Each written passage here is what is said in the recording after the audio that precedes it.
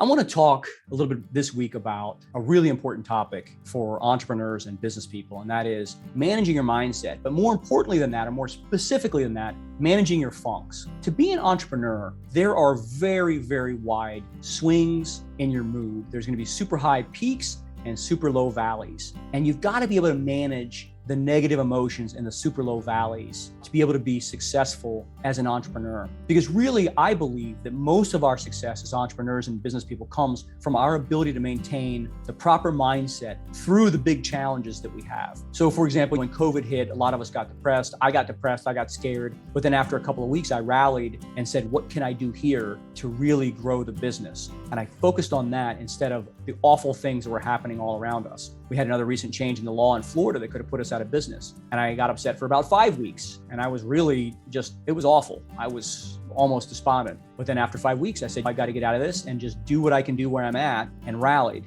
And then of course that happened, and we ended up weathering that challenge and then even growing and expanding in the face of it. And so it's important for entrepreneurs and business people to be mindful of their mindset on a day-by-day basis. And why do I say that? Because it's very easy to get into a funk and a deeper funk every single day if you're not consciously aware, because you're going to have these kind of oscillating declines in your mood. So you have a little bit of good, then a little bit of bad, and then a little bit of good, which will be less than the good before, and then a little bit of bad. And so your mood goes from here cumulatively down to here, and all of a sudden you're in depression or in a funk. And managing that state is really hard to get out of that funk once you're in it. And then on top of that, you can layer things like a personal crisis. I recently had a death in my family. My uncle passed away, and I didn't think much of it. My uncle, he was very old and he wasn't particularly healthy, and made my peace with that, with him passing. At least I thought I did before he passed away. But then when somebody passes away, it's normal to be depressed. It's my father's brother. And I remember the depression I went through when my dad died. Later on top of that, you have a couple of problems with vendors and a couple other business crises, minor business crises come up. And the next thing you know, you're in an all-out funk. And what does a funk look like for me? I'll explain it for me so you guys can have some context. When I get into a funk, I start questioning the validity of everything I've ever done, which is a weird way to do things. I start saying, was it worth it? I should retire now. I could live a very comfortable life and not have to deal with all these issues. Is it enough what I've done? Nobody really appreciates it anyway. My people don't care. They'll all get jobs someplace else. It doesn't matter. It gets pretty dark. Right? And that happens maybe once every year or two. I go through these kind of like dark stretches, and it's not like I'm in super depressed, but it is a natural oscillation, because if you're going to be high, you're going to be low. And so you want to try and manage it. So when you realize you're going down, you build in stoppages for that. Take a vacation, take a break, make sure you're exercising every day. Nutrition is key. And then you've got to have people around you monitoring your mental state. So I feel like I'm already coming out of my funk. I had some friends over last night. We were talking and they were like, yeah, we could tell you've been in a funk lately, or you've been off lately. And that helped me turn the ship a little bit, because if my people are noticing it, it's my responsibility to be an example for them. And so I need to just get myself out of the funk. And so how do you do that? Well, you change your posture, you change your mindset, you really focus on the positive things and know what it is you're trying to do. But my point is, it's going to be normal to have these funks. It's going to be normal to have episodes or periods of time when you do lose your enthusiasm, your energy, and your passion. The key to being successful is you have to be able to rekindle it and not let it destroy you or set you back considerably in your task, what you're trying to accomplish. So maybe schedule some easy tasks, maybe schedule some work that you enjoy, do some work with someone. In other words, if you're trying to get a project done, maybe call a team meeting and sit around with a team. It's more fun to work with a team than it is to work alone for some people. And as I say, schedule breaks, take a vacation, and get your head away from it, and try not to fixate and spiral. Your brain will work on the most interesting problem before it. The most interesting problem isn't always the biggest problem at your business. And this is one of the things that I have. My brain loves to think about problems that there's no solution to. And I have to focus it and force it to focus on what the biggest issue is to help me move my business forward from time to time. And then talk about destructive behavior, where you focus on something you cannot control, you have no control over, and you spiral all your thought energy into dealing with that, and there's no solution. And then you have to come back to the reality of things, and it's even more depressing. So I want to be very transparent about this, because not a lot of business people do talk about these dark times, but I know every business person has them, whether they admit they have them or not. And if you're afraid to admit it, go ask your spouse, because your spouse is going to say, oh yeah, you get like this all the time. And the key to managing it is being aware of it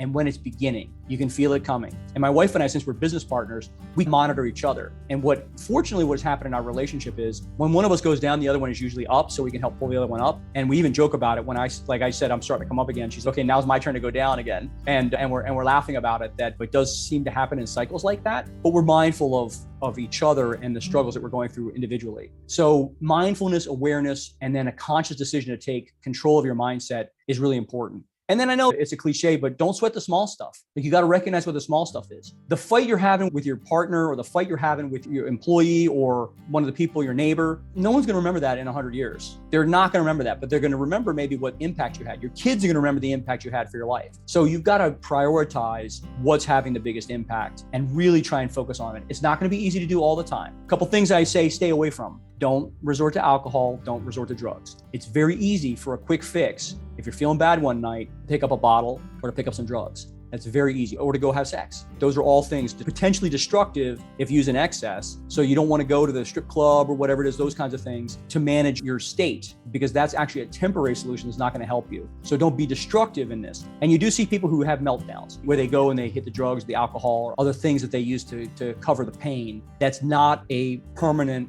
or healthy solution. So you've got to make sure you're very intentional about how you manage these down times. I want to spend a little bit of time talking about, for some people, the very, very dark side, which can be substance abuse, addiction, or destructive behavior that usually arises as a result of trauma in your life. And I'm not a stranger to this because I really had alcohol abuse. So I wouldn't say I'm an alcoholic, but I definitely drank a lot. I definitely went out to a lot of clubs and was trying to anesthetize the pain of my business and my marriage falling apart at a period of my life. And then what comes with that is a tremendous amount of shame. And what that blocks us from doing is admitting that we have a problem and finding the path out of that. And it can be cyclical and just ultimately destructive. The truth is, and I want to share this with everybody because what I do want to say is that there but for the grace of God go I. I'm fortunate that I didn't end up in an even worse situation. And I think anyone who's really dealt with tragedy or trauma, I think if they're honest, they have to admit to themselves that they were in a bad place, and there can be no judgment or condemnation of other people who are in that bad place. And so where you may feel judged or condemned,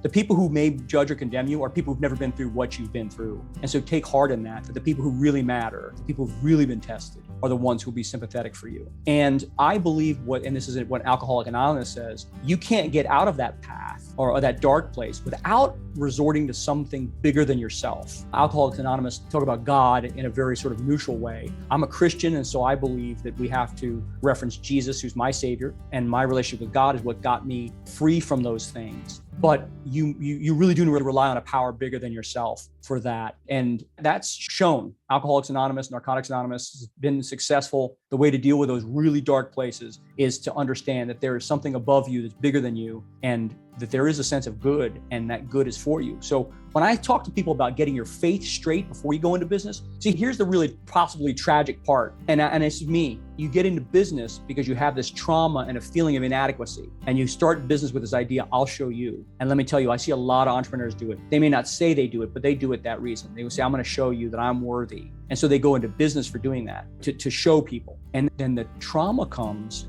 back. And so you see people melting down. And the reality is no business will ever heal your trauma. You need to get some help. You need to talk to a counselor, perhaps, deal with some of the trauma, at least to be aware of it. And you need to be able to get your faith straight and understand why you're doing what you're doing. You can't heal old wounds by making $1 million. When I say the money's not enough, I mean that on many levels. The money's never enough to heal a trauma. The money's never enough to take the place of a father who never validated you as a kid. And the success in business, you could have 1,000 employees, but if you don't have your dad's approval, it's going to feel empty and meaningless if that's your barometer of success as a child. So it's very important you get clear about these issues. If you've got trauma, and a lot of people will think, and I thought this too for the first, 15 years of my business life, that I'll show you, and I thought it'd be successful enough that I could outgrow it. And I ended up sleeping on a couch, broke, almost bankrupt, $200,000 in debt, and really nothing to show for it except an expensive drinking habit and a lot of failed relationships. And that's what that path ends up as, because you can't get out on your own. You have to resort to faith